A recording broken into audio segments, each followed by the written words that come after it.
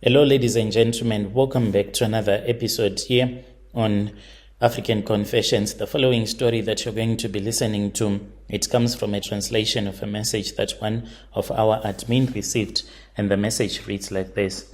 Hello, I used to be a hustler, a broke one, but at least I had a job. Like, I would go to work from Monday to Friday, sometimes Saturday.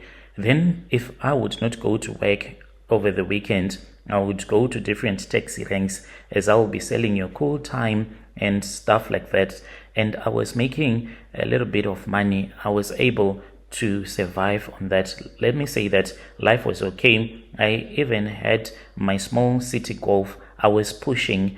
So I ended up cleaning a room that was full of ritual stuffs as well as snakes for my landlord, a Nigerian in Hillbrow. And this is what exactly happened for me to end up becoming a drug addict, and that guy making me to clean his ritual room at one of his properties. You can call me Tabeso, not my real name. I used to be a drug addict, but I am clean now. But what I saw when I was staying in Hillbrow, I can't forget. That is the place that I even got HIV. I did not get HIV because I was sleeping around. No, I got HIV because we used to share the same needles. And when you are a drug addict, you can never even think about that. All that you will be thinking about is to get high. Your body will be craving for the drug so much that you won't even think properly at all. At that time, this was after my mom had passed away. I left Rustenburg with nothing but a backpack and broken dreams after the company that I was working for had told us that they were going to close down just a little bit because they wanted to go into business rescue because they did not get any help during lockdown. So after lockdown, they tried to push, but they did not have a lot of money to keep on operating, and they were owing a lot of money. So they started selling some of the assets, but they promised us that after they would have gotten out of business rescue, they were going to come back and then they would start to operate and they would hire us back. I was left with nothing, and on top of that, the universe gave me another blow in form of me losing my mom, and I left a house in Rustenburg. I landed in Hillbrow. At that time, I had already started using, but not like using a lot.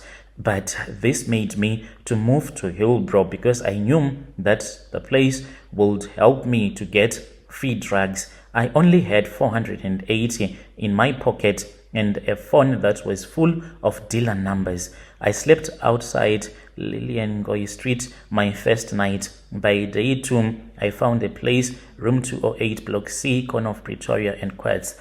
The landlord was Nigerian, a quite polite guy. Let me call him Mr. B. He looked like a preacher. Yeah, he even tried to open up a church. He wore suits, drove a nice car. He said, you can stay 300 rands a month, but I have one small request. I should have known that this guy, he meant no good. He told me that he was going to tell me later on, but he said that he wanted someone that was sober-minded, even if I was a Nyaupe boy, but I was supposed to be sober-minded such that anything that he would require from me, I would be able to do it.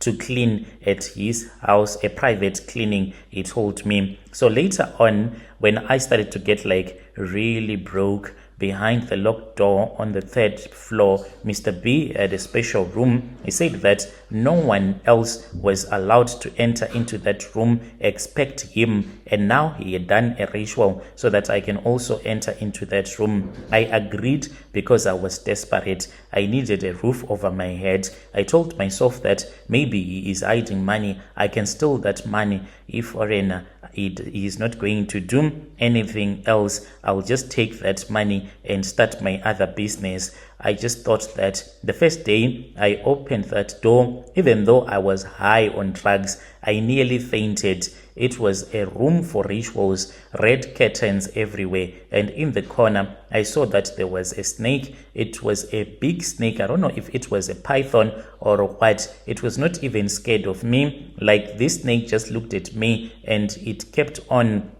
flicking its tongue as it was looking at me. The snake was like huge, as if it had eaten something. Even the belly, it was round, as if there was a little human being that was inside there. And then I saw panties. I saw women's panties that were all over, hundreds and hundreds of them. Some of them, they were placed on top of an altar. Some of them, they had been half burned. And then the guy handed me gloves and told me that I was supposed to clean the room. And I saw that there were bras, wigs, and I saw what seemed like blood-stained clothes. And he said, I want you to clean, but please do not tell anyone about this room. You're not supposed to tell anyone. I did not ask any questions. This guy promised me that on top of the rental, he would give me 300 rand each and every month.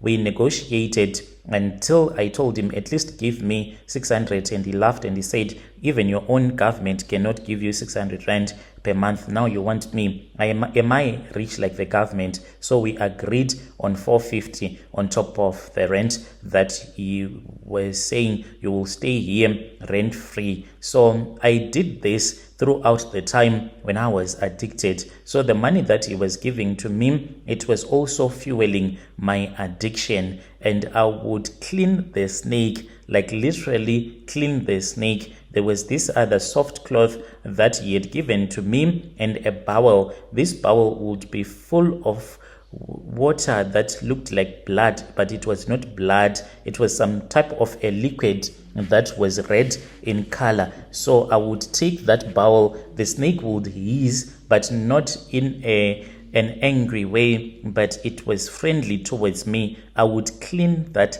snake, and then after that I would return back to his office with that bowl that will be full of the liquid. I would put it in a 2-liter bottle and then walk to his office, because he had his office just nearby that complex where I was staying. This is what I did through the time when I was still a drug addict. But then when I nearly had an overdose, that was when I told myself that it is time for me to get myself clean. I overdosed, and this was in December. I woke up at Charlotte Maxeke Hospital, no ID, no phone, just me. And then that was when I said, this is enough. I am not supposed to do this anymore.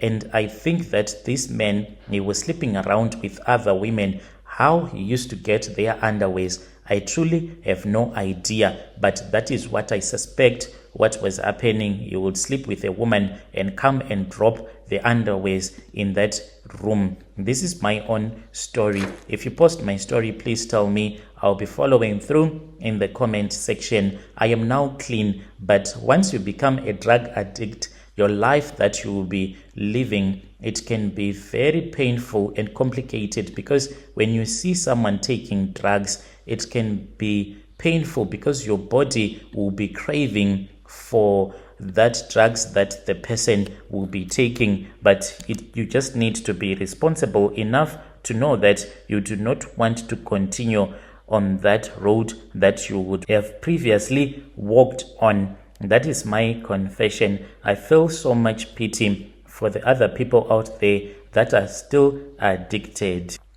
Dear listeners, right there was a message that was sent to me by one of our admin who helped us with this translation. Strange things indeed, they do happen in this world. Let's meet again in the following episode.